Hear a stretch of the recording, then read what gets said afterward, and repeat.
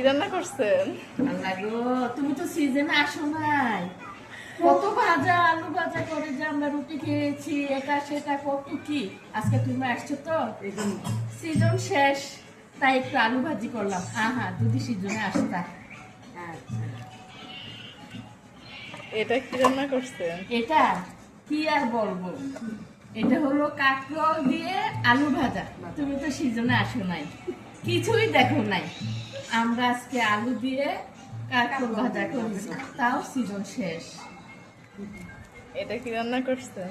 এটা আলু দিয়ে করলা ভাজি, তাও তো সিজনে যদি আসতা গো, কত যে খাইতা। এখন যাই আছে খাও, আলহামদুলিল্লাহ। এটা কি রান্না করছেন? এটার কি বলবো, এটার স্বাদ, এটার যে কি মানে কি যে বলবো। এটাকে আমরা আলুর ভর্তা মরিচ দিয়ে ভাজা করা হয়েছে, বুঝছো। যদি এটা সিজনের সময় আসতে, তারপরে খাইতে আর বলতে। এটা আবার কি?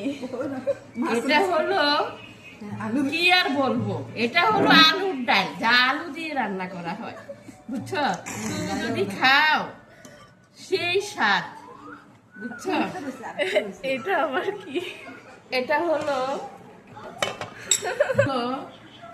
পটল দিয়ে আলু দিয়ে মাছ দিয়ে সেই স্বাদ। সিজনে যদি আসতে, কত যে খেতে।